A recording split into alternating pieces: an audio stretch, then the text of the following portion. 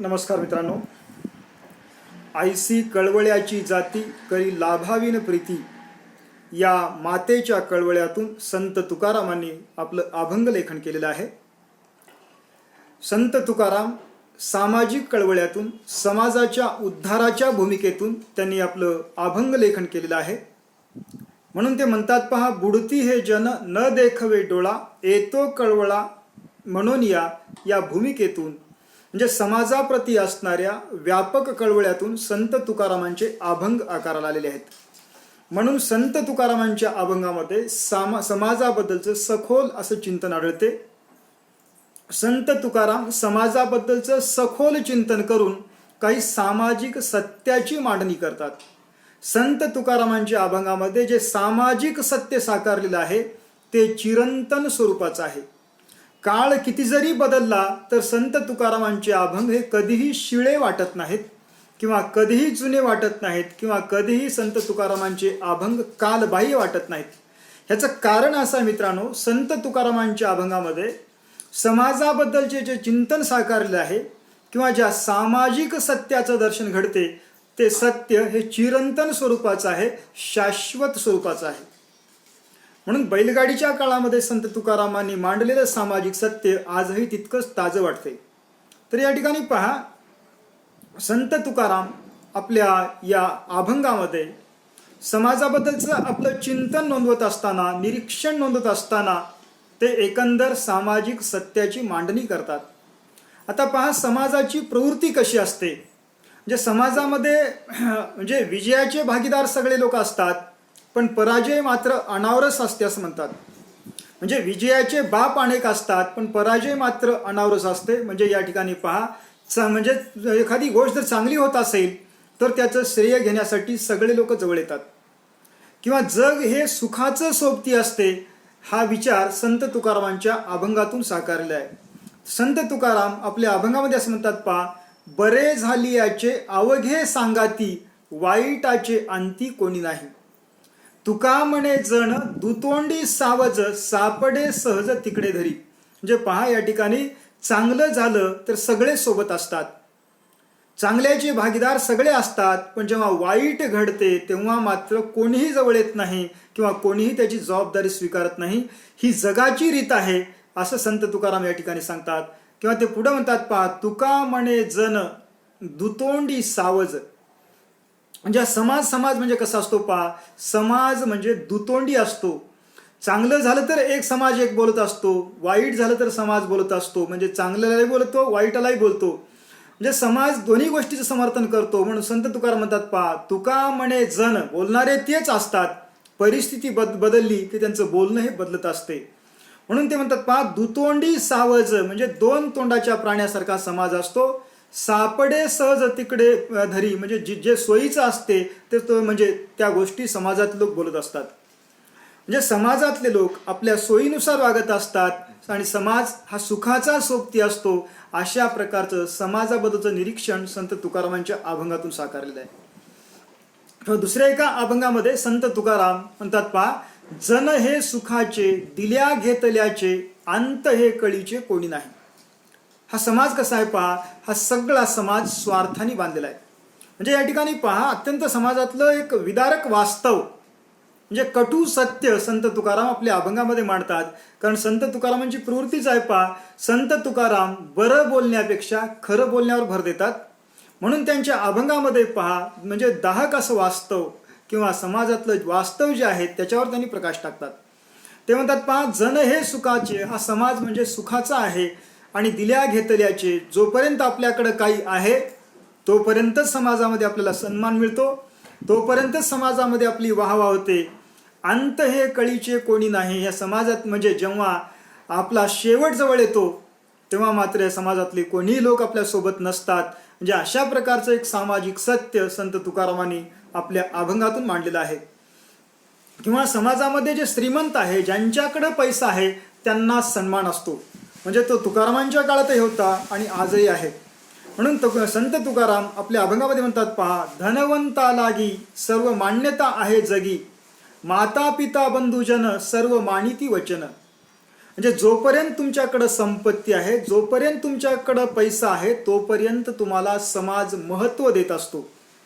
म्हणून ते म्हणतात पहा, धनवंता लागी सर्व मान्यता आहे जगी. ज्याच्याकडे पैसा आहे, ज्याच्याकडे सत्ता आहे, संपत्ती आहे, त्याला सगळे लोक मानतात किंवा त्याला सन्मान समाजामध्ये आपोआप मिळतो. एवढंच नाही, समाजात सोडा, पण कुटुंबात देखील सन्मान तुम्हाला तोपर्यंतच आहे जोपर्यंत तुमच्याकडे सत्ता संपत्ती असते. म्हणून ते पुढे म्हणतात पहा, माता पिता बंधुजन, म्हणजे स्वतःची आई वडील भाऊ पत्नी हे सगळे लोक तुम्हाला मानतात केवळ तुमच्याकडं पैसा असेपर्यंत, तुमच्या हातामध्ये सत्ता असेपर्यंत. सर्व मानिती वचन, पण जेव्हा तुमच्याकडं पैसा राहणार नाही, तुमच्याकडं संपत्ती राहणार नाही, तेव्हा तुमच्या नात्यातले जवळचे लोक देखील तुम्हाला विचारणार नाहीत. म्हणजे अशा प्रकारचं एक वास्तव संत तुकाराम आपल्या अभंगातून अधोरेखित करतात.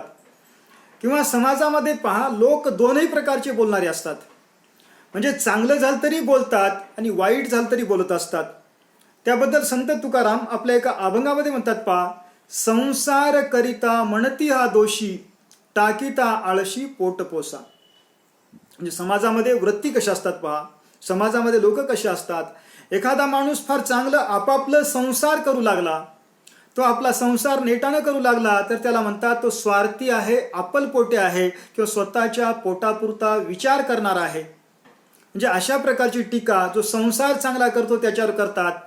आणि जो संसार करत नाही, रोज एका गावाला भटकतो किंवा इकडे संसार सोडून इकडं तिकडं फिरतो आणि त्याला म्हणतात हा केवळ पोट भरू आहे, पोटपोसा आहे, आळशी आहे, अशी टीका करतात. म्हणजे समाज असा आहे पहा, समाज चांगल्यावरही टीका करतो, वाईटावरही टीका करतो. समाजाच्या टीकेपासून कोणीही वाचू शकत नाहीत. हे वास्तव या ठिकाणी संत तुकाराम आपल्या अभंगामध्ये मांडतात. आणि समाज काय म्हणत आहे ह्याचा विचार करू नये किंवा ह्याचं दडपण घेऊ नये, अशी तुकारामांची भूमिका आहे. कारण समाज चांगलं केलं तरी बोलत असतो, समाज वाईट केलं तरी बोलत असतो. म्हणून समाज काय म्हणतो किंवा समाजाचं म्हणणं काय आहे ह्याचं फारसं मनावर घेऊ नये. आपल्याला जर एखादं आपलं ध्येय साध्य करायचं असेल तर समाज काय म्हणतो ह्याच्या भानगडीत पडू नये, अशी तुकारामांची भूमिका आहे. म्हणून ते आपल्या एका अभंगामध्ये म्हणतात पहा, लोक जैसा ओक धरिता धरवेना.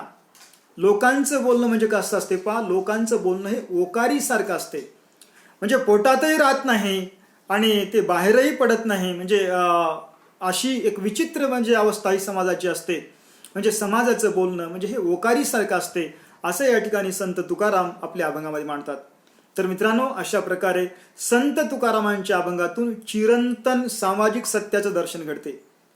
म्हणजे समाजातले जे सत्य गोष्टी आहेत, तो कितीही काळ बदलला तर ह्या गोष्टी बदलत नाहीत. म्हणजे अशा गोष्टीवर संत तुकारामांनी आपल्या अभंगातून प्रकाश टाकलेला आहे. म्हणून चिरंतन सामाजिक सत्य हे एक तुकारामांच्या अभंगाचं एक महत्त्वाचं विशेष आहे. आणि त्याचबरोबर पहा, संत तुकारामांनी या समाजातील, या जगातील विविध प्रकारच्या वृत्ती प्रवृत्तीचा वेध घेतलेला आहे. हे जग म्हणजे कसं आहे पहा, तर हे जग म्हणजे विविध वृत्ती प्रवृत्तीच्या लोकांनी भरलेलं आहे. ह्या जगातील प्रत्येक माणसाची जशी प्रकृती वेगळी आहे, तशी प्रत्येक माणसाची प्रवृत्ती वेगळी आहे. आणि प्रत्येक माणूस वेगळ्या प्रवृत्तीचा आहे म्हणून जगामध्ये मजा आहे. जर सगळेच माणसं सारख्याच प्रवृत्तीचे राहिले असते तर या जगामध्ये काही मजाच राहिली नसती. आता माणसं हे कशा प्रकारे वेगवेगळ्या प्रवृत्तीचे आहेत त्याच्यावर संत तुकारामांनी नेमकेपणानं बोट ठेवलेलं आहे किंवा मार्मिकपणे त्याच्यावर त्यांनी भाष्य केलेलं आहे. किंवा या वृत्ती प्रवृत्तीचा वेध घेत म्हणजे एका विनोदी पद्धतीनं संत तुकारामांनी याचा वेधही घेतलेला आहे. आता पहा, समाजामध्ये काही माणसं अशी असतात, त्यांना काही करायचं नसते पण सतत ते बहाणे सांगत असतात. म्हणजे काही लोक असे असतात पहा, म्हणतात पहा, नाकर्त्याचा वार रविवार. म्हणजे काही लोक असे असतात, त्यांना काही करायचं नसते पण त्यांच्याकडे बहाणे मात्र खूप असतात. असे निष्क्रिय नाकर्ते जे लोक आहेत, अशा लोकांचाही भरणा समाजामध्ये मोठ्या प्रमाणात असतो. आणि त्या प्रवृत्तीचं चित्रण करत असताना संत तुकाराम आपल्या एका अभंगामध्ये फार सुंदर रीतीने चित्रण करतात. ते म्हणतात पहा की एक योद्धा, एक निष्क्रिय योद्धा किंवा एक भित्रा योद्धा आपल्या नाकर्तेपणाचं समर्थन कसं करतो त्याचं चित्रण संत तुकाराम आपल्या अभंगामध्ये करतात. तो योद्धा असं म्हणतो पहा, ढाल तलवारे गुंतले हे कर, म्हणे मी झुंजार कैसा झुंजो, पेटी पडदळे शिरेटोप ओझे, हे तो तुझे झाले मरण मूळ, येणे मला बैसविले अश्वावरी, धावू पळू तरी कैसा कैसा आता. आता पहा, एक योद्धा म्हणजे एक निष्क्रिय योद्धा आपल्या नाकर्तेपणाचं समर्थन कसं करतो किंवा आपला नाकर्तेपणा झाकण्याचा केविलवाणा प्रयत्न कसा करतो. तर तो म्हणतो पहा की ढाल तलवारे गुंतले हे कर, माझ्या एका हातामध्ये तलवार आहे आणि दुसऱ्या हातामध्ये ढाल आहे. माझ्या एका हातात तलवार आहे आणि दुसऱ्या हातामध्ये ढाल आहे. तर आता मी शत्रूसोबत युद्ध कसं करू, कारण माझे दोन्ही हात हे व्यस्त आहेत, दोन्ही हातामध्ये दोन वस्तू आहेत, मी युद्ध कसं करू असं तो म्हणतो. आता पहा, तलवार प्रहार करण्यासाठी असते आणि ढाल ही प्रहार वाचवण्यासाठी असते, आणि हा म्हणतो माझे दोन्ही हात दोन्ही गोष्टीमध्ये गुंतलेत, मी युद्ध कसा करू. म्हणजे या ठिकाणी पहा, समाजामध्ये काही अशी मनोवृत्ती असतात पहा की मी म्हणजे चांगले मार्क घेतला असतो पण मला शिकवायला सर नव्हते, किंवा मी MPSC झालो असतो पण माझ्या गावात वातावरण नव्हतं. म्हणजे अशा प्रकारचे बहाणे सांगणारे लोक पावलावर आढळतात आणि तशा प्रवृत्तीवर संत तुकाराम या ठिकाणी भाष्य करतात. या अभंगामध्ये ते पुढे म्हणतात पहा, सैनिक पुढे म्हणतो, पेटी पडदळे शिरेटोप ओझे, हे तो तुझे झाले मरण मूळ. म्हणजे माझ्या अंगावर डोक्यावर टोप आहे, अंगामध्ये चिलखत आहे, ह्या सगळ्या गोष्टीचं मला खूप ओझं झाले, आता मी म्हणजे युद्ध कसं करू. आणि त्याच्याही पुढे जाऊन तो म्हणतो पहा, येणे मला बैसविले अश्वावरी, धावू पळू तरी कैसा आता. आता मला घोड्यावर बसवण्यात आलंय, मला पळायची खूप इच्छा आहे पण पळता येत नाही. घोडं कशासाठी आहे, म्हणजे घोडा पळण्यासाठीच आहे. म्हणजे अशा प्रकारे काही लोक म्हणजे सगळ्या गोष्टी अनुकूल असूनही आपला नाकर्तेपणा झाकण्यासाठी वेगवेगळ्या प्रकारचे समर्थन करत असतात, किंवा म्हणजे अशा प्रकारचं आत्मसमर्थन करून आपला नाकर्तेपणा झाकण्याचा प्रयत्न करत असतात. समाजामध्ये असे काही लोक असतात की सगळ्या गोष्टी अनुकूल असून नेमकं प्रतिकूलतेचं भांडवल करून आपला नाकर्तेपणा झाकण्याचा प्रयत्न करतात. आणि काही लोक कसे असतात, प्रयत्न न करता किंवा आपल्याकडे जी गोष्ट नाही त्या गोष्टीचा देखावा करण्याचा प्रयत्न करतात. म्हणजे प्रयत्न न करता प्रयत्न केल्याचा देखावा, अभ्यास करायचा नाही पण आपण खूप अभ्यास करतो असं दाखवायचं, 4-4 पुस्तक हातामध्ये घेऊन फिरायचं. म्हणजे अशा ज्या प्रवृत्ती असतात त्याही प्रवृत्तीवर संत तुकारामांनी या ठिकाणी भाष्य केलेलं आहे. म्हणजे समाजामध्ये काही लोक असे असतात पहा, आपल्याकडं जे नाही ते ओढून ताणून दाखवण्याचा प्रयत्न करतात, किंवा नसलेल्या गोष्टीचा ते खोटा देखावा करतात. त्याबद्दलचं चिंतन संत तुकाराम आपल्या एका अभंगामध्ये करतात. तो अभंग असा आहे पहा, एक वांज स्त्री आहे, तर वांज स्त्रीला अपत्य होत नाहीत. वांज स्त्रीला अपत्य होत नाहीत, पण आपल्याला अपत्य होत नाहीत हे तिला सहन होत नाही, आणि तेव्हा आपणही गरोदर आहोत हे दाखवण्याचा ती खोटा प्रयत्न करते, आणि त्यातून तिची फजिती कसं होते त्याचं वर्णन आपल्या या अभंगामध्ये संत तुकाराम करतात. तो अभंग असा आहे पहा, त्या अभंगामध्ये एक वांज स्त्रीचं वर्णन संत तुकाराम करतात. चिरगुटे बांधुनी वाढविले पोट, गरबार बोभाट जनामध्ये, तुका म्हणे अंती वांजची ती खरी, फजिती जनामध्ये दुसरी. म्हणजे पहा, एखादी वांज स्त्री पोटाला चिरगुट बांधून पोट वाढून जर दाखवली तर समाज काही दिवस तिला म्हणतो ही गरोदर आहे गरोदर आहे, पण 9 महिन्यानंतर मात्र समाज विचारतो तुला मुलगा झाला का मुलगी झाली. समाज 9 महिन्यानंतर वाट पाहत नाही, तो रिझल्ट विचारतो, आणि तेव्हा मात्र तिला अपत्य होत नाहीत. तेव्हा कारण ती कपडा बांधून पोट वाढवलेली असते, तेव्हा शेवटी समाजामध्ये विनाकारण फजिती होते. म्हणून तुकाराम म्हणतात पहा, तुका म्हणे अंती वांजची ती खरी, फजिती जनामध्ये दुसरी. म्हणजे अशा प्रकारे काही लोक म्हणजे केवळ देखावा करतात, म्हणजे काम न करता कामाचा देखावा करणं. आपल्याकडे जी गोष्ट नाही ती गोष्ट ओढून ताणून दाखवण्याचा जर प्रयत्न केला तर शेवटी फजितीशिवाय पदरामध्ये काहीच येत नाही, असं संत तुकाराम आपल्या या अभंगामध्ये सांगतात. किंवा समाजामध्ये असे काही प्रवृत्ती असते कमी, पण त्याला दाखवण्याचा प्रयत्न मोठा केला जातो. म्हणजे आपल्याकडं विद्या नसतानाही आपण खूप विद्वान आहोत हे दाखवण्याचा प्रयत्न करतात, किंवा आपल्याकडं संपत्ती नसतानाही आपण खूप श्रीमंत आहोत असं दाखवण्याचा प्रयत्न करतात. अशाही प्रवृत्तीवर संत तुकारामांनी आपल्या अभंगातून प्रकाश टाकलेला आहे. त्यास म्हणतात पहा, अल्पविद्या परी गर्व शिरोमणी, मजहून थोर कोण आहे. म्हणजे कमी ज्ञान वळवळ जास्त असते पहा. म्हणजे ज्ञान कमी आहे पण त्याचा गर्व असा आहे की माझ्यापेक्षा विद्वान कोणी नाही, अशा आविर्भावात लोक वावरतात. म्हणजे अल्पविद्या पण विद्येचा आविर्भाव, विद्येचं गर्व मात्र मोठा असते. म्हणून ते म्हणतात पहा, अल्पविद्या परी गर्व शिरोमणी, मजहून थोर कोण आहे.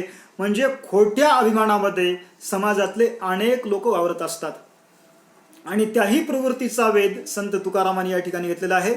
आणि एवढंच नाही तर ते पुढे म्हणतात पहा, आपण स्वतःची रीता रडे पुढीलाचे हिता. काही लोक असे असतात, काही लोक म्हणजे विनाकारण खोट्या अभिमानात जगतात, खोट्या भ्रमामध्ये जगतात. तर काही लोक पहा म्हणजे स्वतः कोरडे असतात आणि दुसऱ्याला मात्र उपदेश करत असतात. म्हणजे स्वतः काहीच न करता, स्वतः तशी कृती न करता इतरांना उपदेश करण्यामध्ये धन्यता मानतात किंवा इतरांची कोरडी काळजी करण्यामध्ये काही लोक धन्यता मानतात. आणि अशा प्रवृत्तीबद्दल संत तुकाराम म्हणतात पहा, आपण स्वतःची रीता रडे पुढीलांचे हिता. हा आपण स्वतः मात्र हा रिकामा आहे, तो मात्र काहीच करत नाही. म्हणजे स्वतः मात्र रिकामा आहे आणि दुसऱ्याच्या हिताबद्दल मात्र रडतो किंवा विनाकारण काळजी करतो आणि त्यातून काही साध्य होत नाही, असंही संत तुकाराम या ठिकाणी सांगतात. आता पहा, त्या संदर्भात संत तुकारामांचा एक अभंग आहे की, आपुल्या हिता जो असे जागता, धन्य माता पिता तयाचिया. म्हणजे जो स्वतःच्या हितासाठी म्हणजे स्वतः रिकामा राहून दुसऱ्याच्या हितासाठी रडतो, तशा प्रवृत्तीवर संत तुकारामांनी प्रहारच केलेला आहे. पण जे लोक स्वतःच्या हिताबद्दल जागे असतात, स्वतःच्या हिताबद्दल सजग असतात, त्या लोकांबद्दल तुकारामांच्या मनामध्ये विलक्षण आदर आहे. म्हणून ते म्हणतात पहा, आपुल्या हिता जो असे जागता. म्हणजे जो आपल्या हिताबद्दल जागरूक आहे, धन्य माता पिता तयाचिया, असं संत तुकाराम म्हणतात. म्हणजे जो स्वतःच्या हिताबद्दल जागरूक आहे त्याचे आईवडील धन्य असतात, असं तुकाराम सांगतात. किंवा समाजामध्ये काही वृत्ती पहा, समाज म्हणजे चांगल्या वाईट प्रवृत्तीचं मिश्रण असते. समाजामध्ये जशी सतप्रवृत्ती असते तशी खल प्रवृत्ती असते आणि या दोन्ही प्रवृत्ती अटळ असतात. आणि खल प्रवृत्ती कशी असते तर त्याला किती तुम्ही सुधारण्याचा प्रयत्न केला तर सुधारायची त्यांची इच्छा नसते. त्याचं वर्णन करत असताना संत तुकाराम आपल्या एका अभंगामध्ये म्हणतात, निंबाची या झाडा साखरेचे आळे, आपुली ती फळे न सांडीच. म्हणजे लिंबाच्या झाडाला, कडुलिंबाच्या झाडाला म्हणजे साखरेचं आळं करून जरी पाणी सोडलं तरी कडुलिंबाला येणारे फळं हे कडूच असतात. म्हणजे अशा प्रकारचं वर्णन या ठिकाणी संत तुकाराम करतात. म्हणजे अशा प्रकारे पहा, वेगवेगळ्या प्रवृत्तीचं वर्णन या ठिकाणी करतात. किंवा समाजामध्ये असे काही लोक असतात पहा, त्यांना किती जरी बदलण्याचा प्रयत्न केला तर ते बदलत नाहीत. म्हणजे दगडाच्या स्वभावाचे लोक असतात, त्याचं वर्णन एका ठिकाणी संत तुकाराम करतात पहा, की धोंड्या सवे आदळीता फुटे डोके, तो त्याच्या सुखे घामेजना. तुम्ही दगडावर डोकं आदळलात तर तुमचं डोकं फुटल, पण दगडाला मात्र अजिबात घाम येणार नाही. म्हणजे त्याच्यात कोणताही बदल होणार नाही. असे काही निगरगट लोक समाजामध्ये असतात, त्याचंही वर्णन या ठिकाणी संत तुकारामांनी केलेलं आहे. किंवा काही लोक स्वतः काही भव्यदिव्य करत नाहीत, ह्यांच्या हातून उदात्त भव्यदिव्य असं काही घडत नाही आणि दुसऱ्यांचं चांगलंही सहन होत नाही.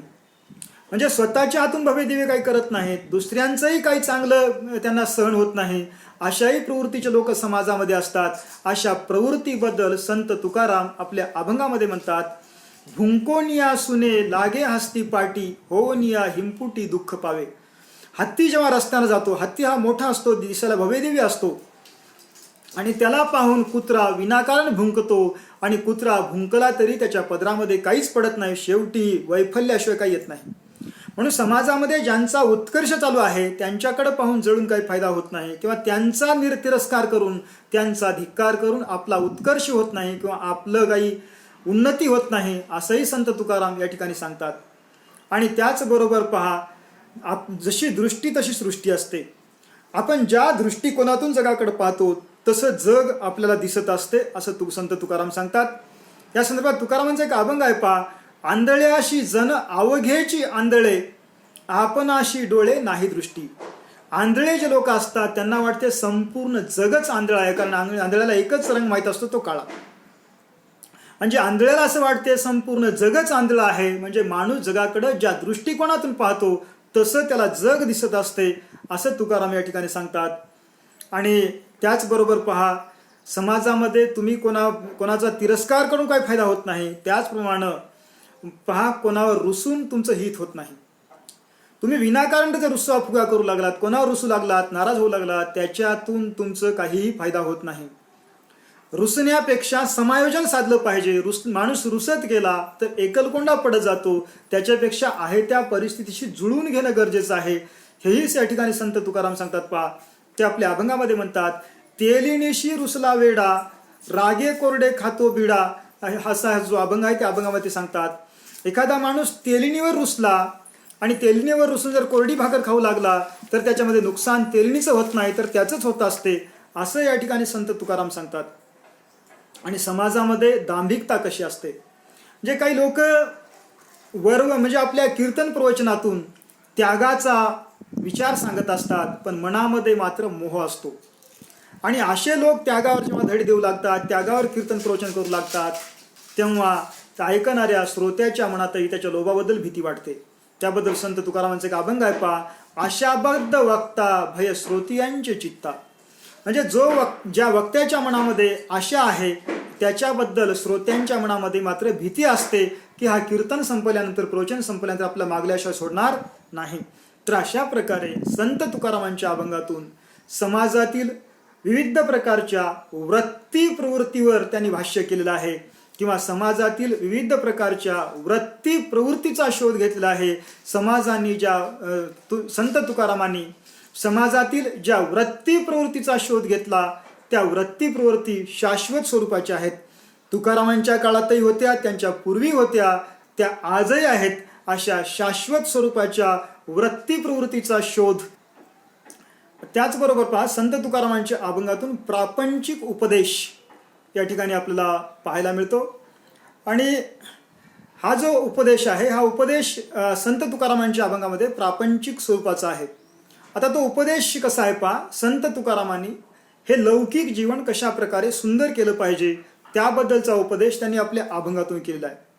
म्हणजे जीवन कशा प्रकारे सुंदर बनवलं पाहिजे त्या संदर्भात संत तुकाराम आपल्या अभंगामध्ये सांगतात. पहा, त्यांचा एक अभंग आहे, जोडोनिया धन उत्तम व्यवहारे, उदास विचारे वेच करी. आता ह्या पहा, उत्तमची गती तो एक पावेल, उत्तम भोगिल जीवखणी, असा तो अभंग आहे. नेने परोपकार नेने परनिंदा, परस्त्री बहिणी माया सदा, भूतदया गाई पशुचे पालन, तहाणली जीवा वना माझी, असा हा अभंग आहे. तर या अभंगामध्ये संत तुकाराम एक आदर्श प्रपंच कसं केलं पाहिजे त्याविषयीचं वर्णन संत तुकारामांनी या अभंगातून केलेलं आहे, किंवा त्याविषयीचा उपदेश तुकारामांनी या अभंगातून केलेला आहे.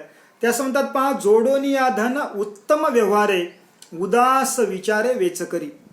म्हणजे उत्तम प्रकारचा व्यवहार करून माणसानं धन जोडलं पाहिजे. संसारासाठी धन आवश्यक आहे.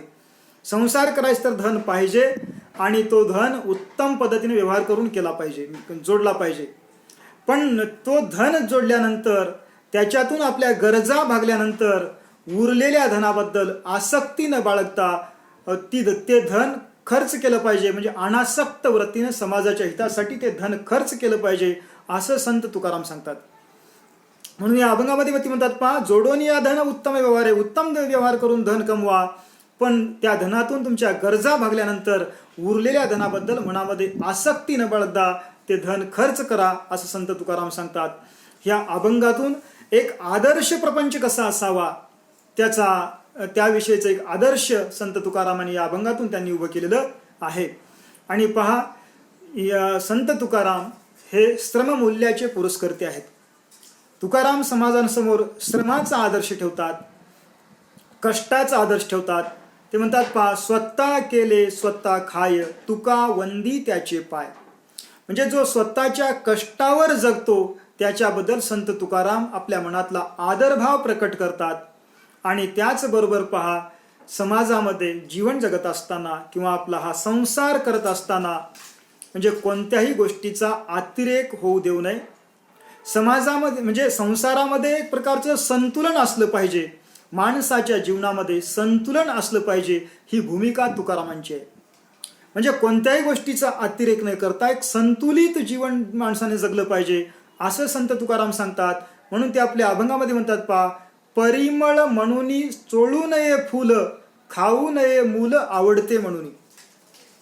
आता पहा, फूल सुंदर आहे म्हणून ते ते चोळण्यासाठी नसते, तर म्हणजे फूल सुंदर आहे म्हणून ते हातामध्ये घेऊन चोळण्यासाठी नसते, किंवा मूल आवडते म्हणून ते खाण्यासाठी नसते. म्हणजे अशा प्रकारे जीवनामध्ये कोणत्याही गोष्टीचा अतिरेक नसावा, तर त्यामध्ये एक संतुलन असलं पाहिजे, असा उपदेश संत तुकारामांनी आपल्या अभंगातून दिलेला आहे. आता याशिवाय पहा, अशा अनेक आदर्शाचं दर्शन संत तुकारामांच्या अभंगातून पावला पावलावर घडते. तुकारामांच्या प्रत्येक अभंगातून एक आदर्श आपल्याला पाहायला मिळतो. ते म्हणतात पहा, चाकरी वाचून खाणे अनुचित वेतन. म्हणजे पहा, आपण कष्ट केल्याशिवाय वेतन घेणं हे पाप आहे किंवा अनुचित आहे, चुकीचं आहे, असंही संत तुकाराम सांगतात. आणि एवढंच नाही तर आपलं हे ग्रस्ती जीवन कसं असलं पाहिजे, ते जसं सांगतात की जोडोनी धन उत्तम व्यवहारे उदास विचारे वेच करी. ह्या अभंगामध्ये ते संसार कसा असला पाहिजे ते सांगतात. त्याचप्रमाणे ते सांगतात पाहिजे संसारामध्ये आईवडिलांचं स्थान काय आहे ते सांगताना ते आपल्या अभंगामध्ये म्हणतात, माय बाप केवळ काशी तेने न जावे तीर्थाशी. म्हणजे आपले आईवडील, आपल्या कुटुंबातील आपले आईवडील हेच आपल्यासाठी काशी आहेत, बाकी तीर्थयात्रा करण्याची गरज नाही.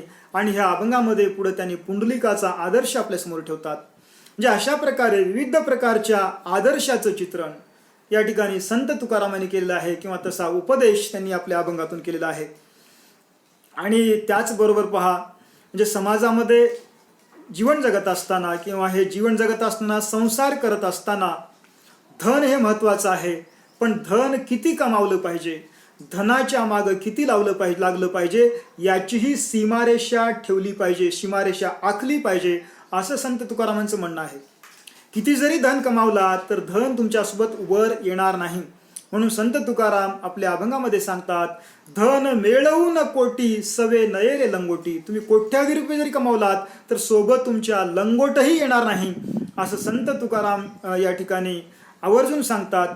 आणि याशिवाय पुढे ते पाहतात की पुढे एका आपल्या अभंगामध्ये म्हणतात की अंतरी निर्मळ वाचेचा रसाळ त्याचे गळा माळ असो नसो. बाह्य अवडंबर करण्याची गरज नाही, तुमचं अंतकरण निर्मळ असलं पाहिजे असं ते सांगतात.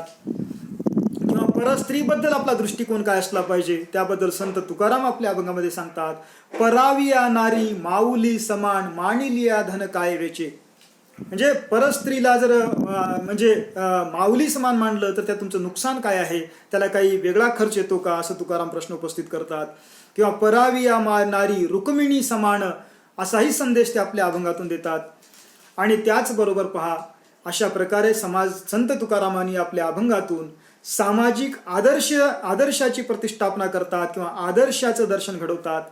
त्याचबरोबर समाजामध्ये कसं वागलं पाहिजे त्याबद्दलचाही उपदेश त्यांनी आपल्या अभंगातून केलेला आहे.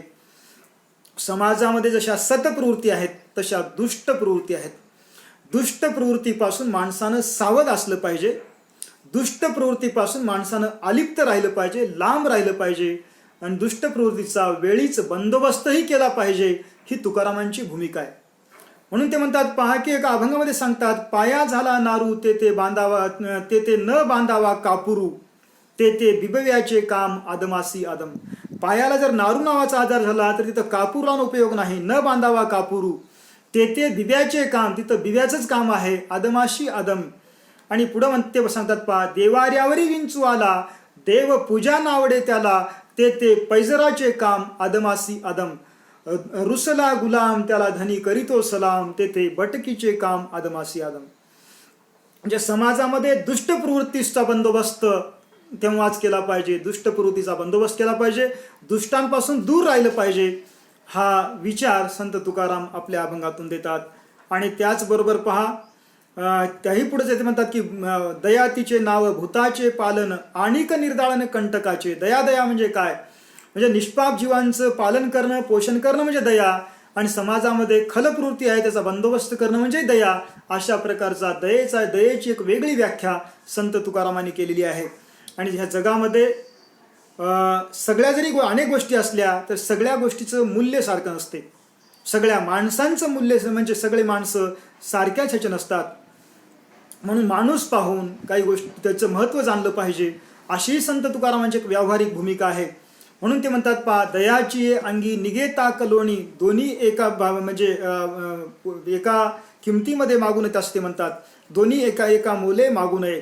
ते पुढे म्हणतात पहा, म्हणजे दह्याची अंगे निघे ताक लोणी. एका दह्याच्या अंगातून ताकही निघत असते, लोणी निघत असते, पण दोन्ही एका किमतीमध्ये मागता येत नाही. असं म्हणजे माणसांचं महत्त्व जाणलं पाहिजे आणि माणसाचं महत्त्व जाणून त्याची गुणवत्ता ओळखून त्याचा सन्मान केला पाहिजे, असं संत तुकाराम असा व्यावहारिक उपदेश आपल्या अभंगातून करतात.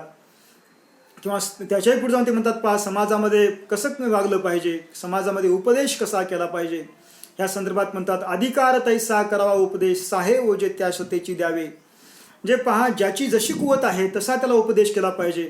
हा तुकारामांचा विचार आजच्या शिक्षण क्षेत्राला खूप उपयुक्त आणि मार्गदर्शक ठरणारा आहे. तर मित्रांनो, अशा प्रकारे संत तुकारामांनी आपल्या अभंगातून वेगवेगळ्या प्रकारचा उपदेश केलेला आहे किंवा प्रापंचिक उपदेश त्यांनी केलेला आहे, जो आपल्याला आज पदोपदी उपयोगी पडणारा आहे. आणि त्याचबरोबर तुकारामांच्या अभंगातून मनोविज्ञानाचं दर्शन घडते. आता मनोविज्ञान तुकारामांच्या अभंगामध्ये कसं आलेलं आहे पहा. तुकारामांचे काही अभंग असे आहे की ज्या अभंगाच्या आधारे त्यांच्यावर दैववादाचा आरोप केला जातो, पण तो अभंग केवळ दैववादी नसून त्याच्यामध्ये खूप मोठं मनोविज्ञान दडलेलं आहे, असं या ठिकाणी आपल्याला पाहायला मिळते. तुकारामांचा एक अभंग आहे पहा, ठेविले अनंते तैसेची राहावे, चित्ती असू द्यावे समाधान, वाहिल्या उद्वेग दुःखची केवळ भोगणे ते फळ संचिताचे. आता हा अभंग आजच्या कोरोनाच्या पार्श्वभूमीवर खूप महत्त्वाचा ठरतो. ह्या अभंगामध्ये संत तुकाराम सांगतात, जीवनातल्या काही गोष्टी आपल्या हाताच्या बाहेरच्या असतात, त्या गोष्टी स्वीकारणं एवढंच आपल्या हातामध्ये असते आणि त्या गोष्टी स्वीकारलं तरच आपलं मन स्थिर असते. केवळ नसेल तर ज्या गोष्टी आपल्या हातात नाहीत त्या गोष्टीबद्दल जर आपण उद्वेग करत बसलो तर दुःखाशिवाय काही पदरामध्ये पडत नाही. आणि दुःख आपण जर उद्वेग करत बसलो तर आपलं मानसिक संतुलन हरवल्याशिवाय राहणार नाही आणि त्याचा परिणाम आपल्या शरीरावर झाल्याशिवाय राहणार नाही. म्हणून ज्या गोष्टी आपल्या हाताच्या बाहेरच्या आहेत त्या गोष्टी स्वीकारण्याची मनस्थिती ठेवली पाहिजे, असा एक मानसिक स्तरावरचा उपदेश संत तुकाराम आपल्या अभंगातून करतात. किंवा दुसऱ्या एका अभंगामध्ये म्हणतात पहा, आलिया भोगाशी असावे सादर, देवावरी भार घालोनिया, भयाची या पोटी दुःखाची या राशी, शरण देवासी जाता भले. जीवनामध्ये, माणसाच्या जीवनामध्ये संकटे अटळ असतात. जीवन म्हणजे सुखदुःखाची मालिका आहे आणि जेव्हा जेव्हा दुःख येते, भोग येतात, तेव्हा म्हणजे धैर्यानं त्या दुःखाला सामोरं गेलं पाहिजे, संकटाला सामोरं गेलं पाहिजे. आज कोरोना महामारी आली म्हणून रडण्यापेक्षा त्या महामारीला हिमतीने सामोरं गेलं पाहिजे, असं आज अनेक मानसशास्त्रज्ञ सांगतात. तो विचार तुकारामांनी म्हणजे 17व्या शतकातच आपल्या या अभंगातून सांगितलेला आहे. ते म्हणतात की भयाची या पोटी दुःखाची या राशी, म्हणजे तुम्ही जेवढं घाबरलात तेवढं तुमच्या दुःखाची तीव्रता वाढते. म्हणून तुम्ही परमेश्वरावर श्रद्धा ठेवून, परमेश्वर मला या संकटातून बाहेर काढणार आहे, मी येणार आहे, असं हिंमत ठेवून त्या संकटाला सामोरं गेलं पाहिजे, तरच आपण त्या संकटावर मात करू शकतो, असं संत तुकाराम या ठिकाणी सांगतात. तुकारामांचा हा विचार आजच्या कोरोनाच्या पार्श्वभूमीवर खूप महत्त्वाचा आहे. आणि माणसाच्या सगळ्या उन्नतीचं मूळ, माणसाच्या सुखाचं मूळ हे म्हणजे माणसाचं मन आहे. सगळ्या इंद्रियांचा राजा म्हणजे मन. आणि या मनाचं सामर्थ्य स्पष्ट करत असताना संत तुकाराम सांगतात पहा, मन करारे प्रसन्न सर्व सिद्धीचे कारण. तुमच्या जीवनामध्ये जर काही सिद्धी घडवायचं असेल, काही अफलातून घडवायचं असेल, तुमचं ध्येय साध्य करायचं असेल, तर तुमचं उत्तुंग ध्येय साध्य करायचं असेल तर तुमचं मन हे प्रसन्न असलं पाहिजे, असं संत तुकाराम सांगतात. किंवा त्याच्याही पुढे जाऊन ते म्हणतात पहा, तुका म्हणे मना पाहिजे अंकुश नित्य नवा दिस जागृतीचा. तुमच्या मनावर जर तुमचं प्रभुत्व असेल, तुमचं मन जर तुमच्या मुठीत असेल, तर तुम्ही म्हणजे प्रत्येक दिवस तुम्हाला नव्या संधी घेऊन येतो. नित्य नवा दिवस जागृतीचा म्हणजे प्रत्येक दिवस तुम्हाला नव्या संधी घेऊन येतो. तुमचं मन प्रसन्न असेल, तुमचं मन संतुलित असेल, तुमच्या मनावर तुमचा ताबा असेल, मन तुमच्या मुठीत असेल, तर प्रत्येक दिवस तुमच्यासाठी नव्या संधी घेऊन येतो, असं संत तुकाराम सांगतात. म्हणजे संत तुकारामांनी सांगितलेलं मनोविज्ञान आजच्या वर्तमान मानसशास्त्रज्ञांनी जे मनोविज्ञान मांडलेलं आहे त्याच्याही पुढचं असं मनोविज्ञान संत तुकारामांच्या अभंगातून साकारलेलं आहे. आणि आजच्या या संकटकालीन परिस्थितीमध्ये तुकारामांचं मनोविज्ञान हे खूप उपयुक्त असं ठरणारं आहे. तर आता पहा, संत तुकारामांच्या अभंगामध्ये ज्याप्रमाणे मनोविज्ञान आलेलं आहे त्याप्रमाणे समत्व भावाचं दर्शन घडते. संत तुकाराम हे समतेचे पुरस्कर्ते आहेत. एकूण वारकरी संप्रदायात समतेचा पुरस्कर्ता आहे. कारण त्यांची घोषणाच होती, यारे यारे लहान थोर भलते याती नारी नर. आणि संत तुकाराम तोच धागा या ठिकाणी समोर चालवतात. ते आपल्या अभंगामध्ये म्हणतात पहा, विष्णुमय जग वैष्णवाचा धर्म, भेदाभेद ब्रह्म अमंगळ. कोणाही जीवाचा न घडो मत्सर वर्म सर्वेश्वर पूजनाचे. ह्या अभंगामध्ये संत तुकाराम समतेचं खूप मोठं तत्वज्ञान सांगतात.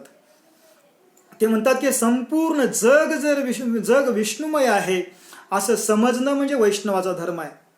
केवळ गंध लावणं माळ घालणं म्हणजे वैष्णव नाही, तर तो संपूर्ण जगाला विष्णुमय समजतो तोच वैष्णव. आणि भेदाभेद पाळणं म्हणजे अमंगळ आहे, पाप आहे असं तुकारामांनी सांगितलेलं आहे. आणि त्याच्याही पुढे जाऊन ते म्हणतात कोण्याही जीवाचा न घडो मत्सर, म्हणजे कोणत्याही जीवाचा आपल्या हातून मत्सर न घडणं हेच परमेश्वर पूजेचं मूळ आहे असं संत तुकाराम या ठिकाणी सांगतात. किंवा त्याच्याही पुढे जाऊन एका अभंगामध्ये म्हणतात याती कुळ असे अप्रमाण गुणाचे कारण अंगी असे. जात कुळ ह्या गोष्टी निरर्थक आहेत. जात कुळ ह्याच्यापेक्षा माणसाची गुणवत्ता, माणसाची नीतिमत्ता, माणसाचे अंतरंगातील सद्गुण हे महत्त्वाचे आहेत असं संत तुकाराम सांगतात. त्याच्याही पुढे आपल्या एका अभंगामध्ये म्हणतात मुंगी आणि राव आम्हा सारखाची जीव. आमच्या दृष्टीनं मुंगी आणि राजा सारखाच आहे असंही संत तुकाराम सांगतात. आणि त्याच्याही पुढे एका अभंगामध्ये म्हणतात महारासी सिवे कोपे ब्राह्मण तो नव्हे असं संत तुकाराम आपल्या अभंगामध्ये सांगतात. तर अशा प्रकारे मित्रांनो संत तुकारामांच्या अभंगातून समत्व भावाचे दर्शन घडते. म्हणून समत्व भाव हे संत तुकारामांच्या अभंगाचे एक विशेष आहे. आणि त्याचबरोबर संत तुकारामांच्या अभंगामध्ये प्रयत्नवाद पदोपदी पाहायला मिळतो. तुकाराम दैववाद नाकारतात, तुकाराम फलज्योतिष नाकारतात, तुकाराम राशी भविष्य नाकारतात, तुकाराम नवसायास नाकारतात. आणि सगळ्या गोष्टी नाकारून त्यांनी प्रयत्नवादाचा पुरस्कार करतात. ते आपल्या अभंगामध्ये म्हणतात असाध्य ते साध्य करिता सायास कारण अभ्यास तुका म्हणे. म्हणजे असाध्य ते गोष्ट साध्य होऊ शकते ते केवळ एकाच गोष्टीवर, ते म्हणजे अभ्यास. अभ्यास म्हणजे वाचन नाही, तर अभ्यास म्हणजे निरंतरपणे केलेला प्रयत्न असं तुकारामांना या ठिकाणी म्हणायचं आहे. अशाच प्रयत्नाचं महत्त्व स्पष्ट करताना असताना दुसरा एक तुकारामांचा अभंग आहे. त्या अभंगामध्ये त्यांनी पूर्ण प्रयत्नवादच मांडला आहे. त्या अभंगामध्ये ते म्हणतात ओले मूळ भेदी खडकाचे अंग अभ्यासासी सांग कार्यसिद्धी ऐसे काही नाही अवघड नाही काही वड तोची वरी दोरी चिरा कापे पडिला काचनी अभ्यासे सेवनी विषपचे. आता या अभंगामध्ये ते सांगतात म्हणजे प्रयत्नानं झाडाचं मऊ असणारं मूळ, एक म्हणजे झाडाचं मूळ लवचिक असणारं मूळ निरंतर प्रयत्न करून कठीण अशा खडकाला भेदून ते पाण्यापर्यंत पोहोचत असते. म्हणजे एक झाडाचं मूळ किती मोठा आदर्श देते पहा. म्हणजे ड्रिल मशीननं देखील जिथं छिद्र पडत नाही तशा खडकाला भेदून पाण्यापर्यंत पोहोचते ते मूळ. कशाच्या बळावर, तर निरंतर प्रयत्नाच्या बळावर. आणि पुढे ते म्हणतात की ऐसे काही नवे अवघड, जगामध्ये केल्यानंतर अवघड असं काही नाही. दोरी चिरा कापे पडिला काचनी अभ्यास सेवनी विष पडे. आपण एखाद्या नदीवर पाहतो किंवा एखाद्या विहिरीवर वगैरे पाहतो. एखाद्या विहिरीवर एखादा दगड असतो आणि त्या दगडाला लागून लोक म्हणजे दोरीनं पाणी काढतात आणि ती दोरी त्या दगडाला घासून घासून घासून दगडच कापल्या जाते. म्हणजे मऊ असणारी दोरी दगडालाही कापते. ते कशाच्या बळावर, तर प्रयत्नाच्या बळावर. आणि अभ्यासे सेवनी विष पडे, म्हणजे जर सतत प्रयत्न केला तर माणूस विष देखील पचवू शकतो. म्हणजे जगामध्ये प्रयत्न केल्यानंतर अशक्य असं काही नाही. हा विचार संत तुकारामांनी आपल्या या अभंगातून ठेवलेला आहे. म्हणजे तुकारामांचा अभंग म्हणजे तुकारामांचे अभंग प्रयत्नवादाचा संदेश देतात. म्हणून प्रयत्नवाद हे तुकारामांच्या अभंगाचा एक विशेष आहे. यानंतर तुकारामांनी दांभिकतेवर प्रहार केलेला आहे. म्हणजे समाजामध्ये जी दांभिकता आहे, दिखावृत्ती आहे, समाजामध्ये जी विसंगती आहे, त्या विसंगतीवर तुकारामांनी सडकून टीका केलेली आहे. समाजामध्ये काही लोक असतात इतरांना फसवण्यासाठी धर्माचा वापर करतात, इतरांना फसवण्यासाठी ब्रह्मज्ञान सांगतात आणि त्यातून स्वतःचा स्वार्थ साधतात. मग त्याच्यामध्ये आज आपण पाहतो बाबा राम रहीम, बाबा आसाराम हे जे लोक आहेत, अशा प्रवृत्तीवरही संत तुकारामांनी म्हणजे ह्या प्रवृत्ती ज्या आहेत ह्या प्रवृत्ती तुकारामांच्याही काळामध्ये होत्या आणि अशा प्रवृत्तीवर तुकारामांनी प्रहार केलेला आहे.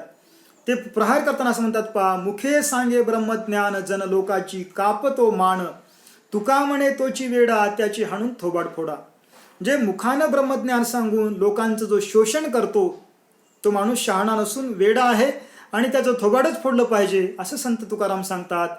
किंवा दुसऱ्या एका अभंगामध्ये म्हणतात गाजराची पुंगी तैसे झाले नवे जोगी.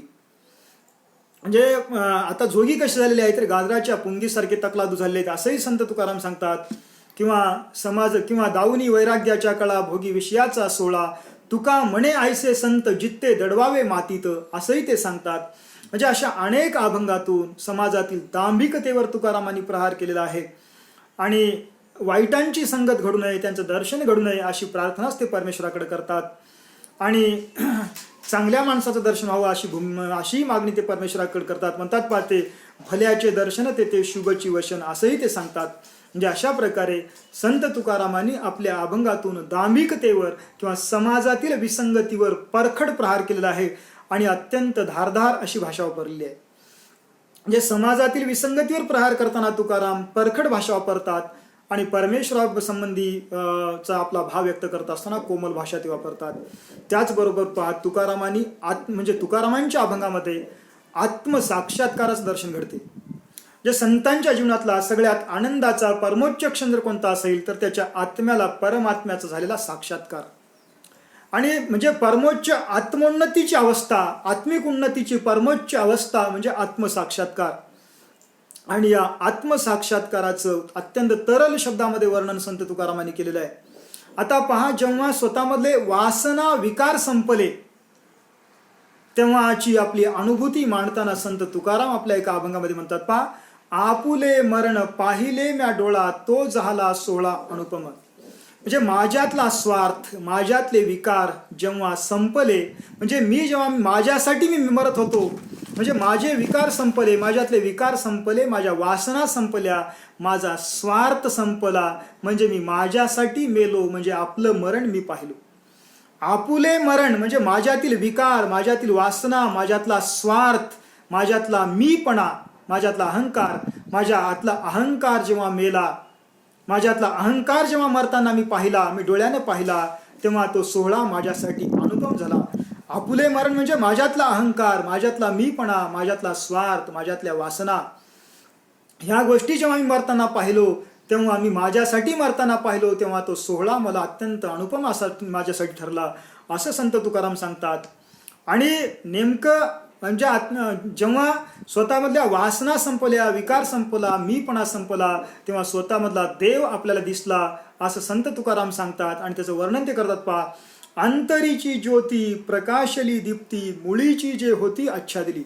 म्हणजे आत जी ज्योत आहे, म्हणजे परमेश्वराची जी दिव्य ज्योत आहे, ह्या सगळे वासना विकाराचे पुट गळून पडल्यानंतर माझ्या आतली ज्योत मला दिसली आणि ती मुळातच होती, फक्त त्याला वासना विकारांचं आच्छादन असल्यामुळे ती झाकून राहिलेली होती असंही संत तुकाराम सांगतात.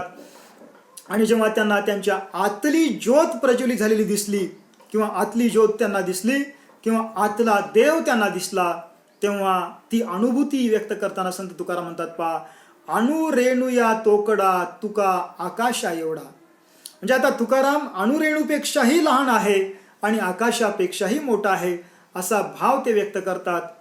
आणि तेव्हाची आनंद म्हणजे मनाची आनंदी अवस्था त्याचं वर्णन करत असताना संत तुकाराम म्हणतात पहा, आनंदाचे डोही आनंद तरंग आनंदाचे अंग आनंदची.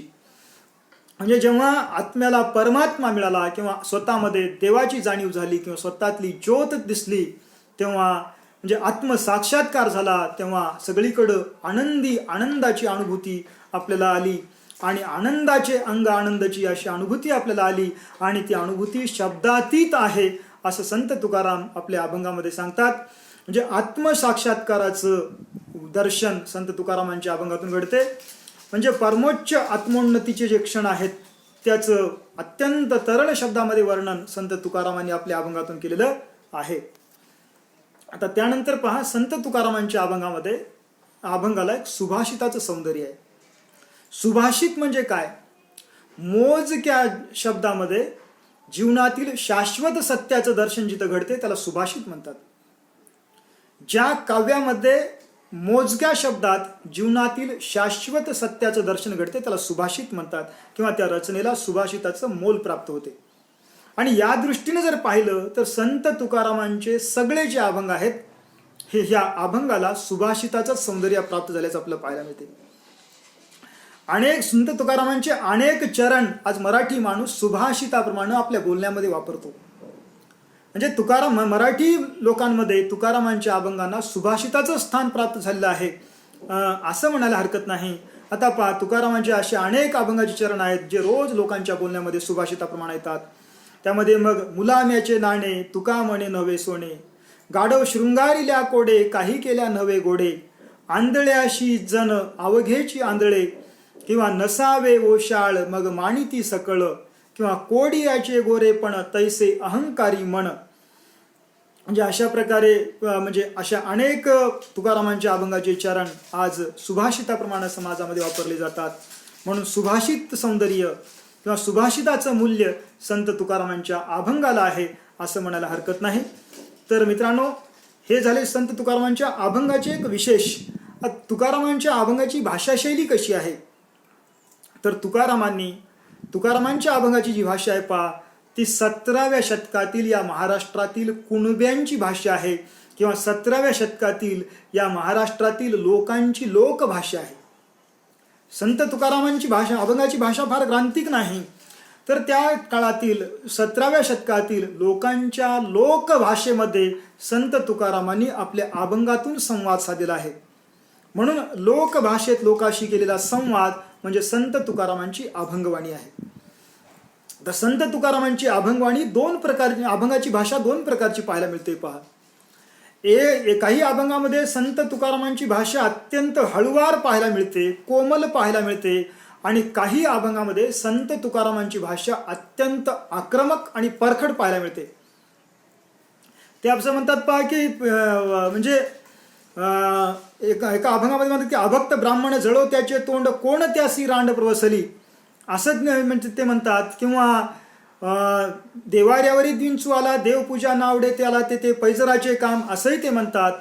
किंवा तुका म्हणे आयशे संत जित्ते दडवावे मातीत असं म्हणतात. म्हणजे अशा प्रकारे समाजातील विसंगतीवर प्रहार करत असताना, समाजातील दांभिकतेवर प्रहार करत असताना तुकारामांनी अत्यंत आक्रमक अशी भाषा वापरलेली आहे, परखड अशी भाषा वापरलेली आहे, जहाल भाषा तुकारामांनी वापरलेली आहे.